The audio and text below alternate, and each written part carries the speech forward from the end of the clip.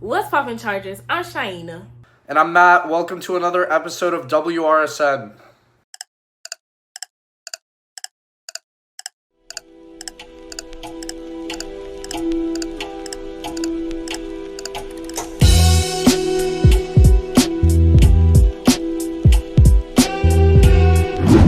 As the first semester comes to a close, the Heritage Assembly is underway, but it'll look a little different this year because of coronavirus. Let's go to Spencer to see how things are changing. Hi, my name is Bella, and I'm the president of Hands Across Campus. And my name is Gabby, and I'm the vice president of Hands Across Campus. All right. So we've heard a lot about Heritage Assembly so far. So what exactly is Heritage Assembly? So, Heritage Assembly is a way for students and faculty to showcase various cultures and appreciate the many that Suncoast has to offer. And how is Heritage Assembly going to work this year with the pandemic and everything? So, we are going to be doing the Heritage Assembly virtually, and performers are submitting their performances, and they're also going to be putting in fun little introduction videos so that way you can feel as though you are truly getting a taste of the different cultures. And the fashion show will also be done virtually with slideshow and photos and such. Sounds great. So with Heritage Assembly comes Heritage Week. What is Heritage Week? Yeah, so Heritage Week is kind of like a build-up for Heritage Assembly. We do it every year, and it usually goes from Monday to Thursday. So Monday to Thursday, on Monday we're going to have Africa, like we're going to be representing Africa. On Tuesday it's going to be the Middle East, on Wednesday Asia, and then on Thursday Latin America. And we're just going to be having like education, like a type of education kind of thing for the cultures, and we're also going to talk about their food, like dances, music, all that stuff, and we're also gonna cover like their type of art, and we're also gonna make type of art. So yeah, so there will be like tutorials and stuff for that as well, and that'll be in room 200, Mr. Sheets' room, and then online it'll be on Google Meet, and the Google Meet code is HAC. Based off what you said, how many cultures are there represented so far? 11 cultures. There are 11 cultures. I guess the question is now, when is this going to be? Yeah, so it'll be on Friday, January 29th. Okay, so how can the average student contribute? So, beyond Heritage Assembly, Hands Across Campus offers a program called Mind the Gap, and that's a way for students to communicate with faculty members, and they can talk about cultural representation in the classroom, and they can also make sure that they're appreciating cultures around them. And it's a great way to express concerns and communicate with faculty. Well, I think that's everything. Is there anything you'd like to add?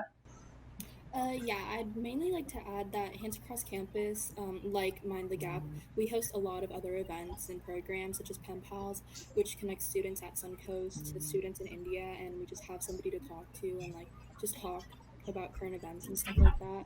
And it's a great way to learn about cultures and possibly like your own culture as well from like an outside perspective. But yeah. Okay, thank you both so much. Thanks, Spencer. I can't wait to tune into the Heritage Assembly. As students participating in the Heritage Assembly are wrapping things up, spring sports have just begun. Let's go to the baseball team to see how they feel about their upcoming season.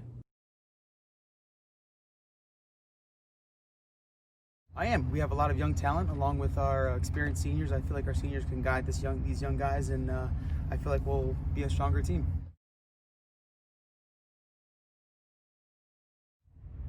Right now, my personal goals for our guys are just to get better.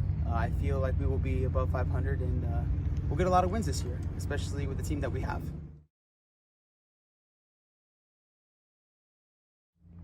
I feel like we're strong overall. The way that this team connects, the way that our guys get along with each other, the team camaraderie is really strong, and I feel like that's really going to help us this season.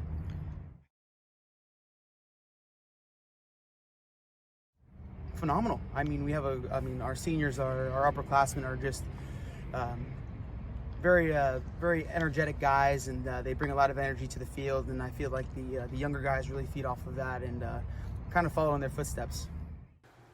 I'm really glad to see that the baseball team has a great plan for the season.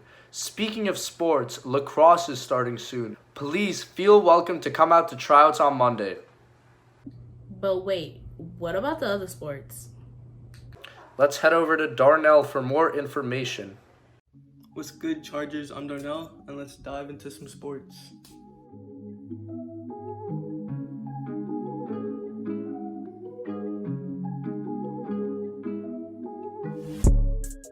The girls' soccer team showed crazy effort on Wednesday against Dwyer, ending in a 4-4 tie. If you're looking for something to do later today, go check out the wrestling team, who plays against Seminole Ridge today at 5. Mark your calendars, because next Tuesday, the varsity basketball team will have a home game against Forest Hill at 7 p.m. Oh, and before I forget, Coach Power, bro, if you ever need an extra player, I got a mean jumper, bro, trust me. Stop the cap.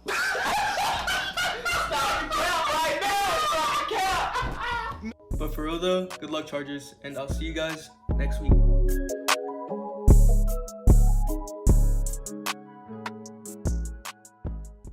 OMG, thanks Darnells, and good luck to all of our Chargers with upcoming games or meets. Now let's wish the following Chargers a happy birthday.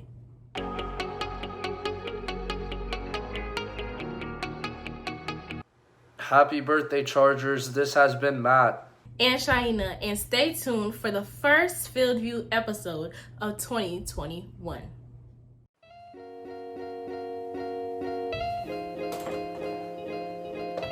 Yeah, we back with it.